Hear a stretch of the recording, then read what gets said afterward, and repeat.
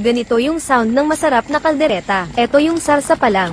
Talaga namang ulam na. Magpapainit muna tayo ng mantika para may prito itong patatas. Prito lang natin ito hanggang sa mag-brown ng kaunti. Ganon din ang gagawin natin sa carrot. Pagka prito, set aside muna natin. Isunod natin itong bell pepper at set aside din natin. Maglalagay pala ako dito ng margarine, pero pwedeng wala. Dito natin igigisa ang bawang at sibuyas hanggang maging mabango na sila. Tapos ilalagay na natin itong pork buto-buto. Isang kutsa lang natin ito hanggang sa mag-iba na ang kulay niya. Lalagyan natin ito ng paminta at toyo. Isang kutsa pa natin sa toyo para manuot ang flavor nito sa karne. Maglalagay na tayo ng bay leaf at mainit na tubig na ipangluluto natin sa karne. Lutuin ito hanggang sa lamambat ang karne. Kapag malambot na ang karne, maglalagay na tayo ng reno liver spread at sweet pickle relish. Haluin lang natin at lutuin ng ilang minuto para manuot ang lasa sa sauce at karne. After a few minutes, pwede na natin ilagay ang napritong patatas at carrot. Maglalagay na rin tayo ng tomato sauce. Pwede kayong gumamit ng tomato paste kung gusto nyo ng mas mapulang kulay. Lutuin pa natin ito ng ilang minuto hanggang sa lumapot ang sauce. At sa panghuli,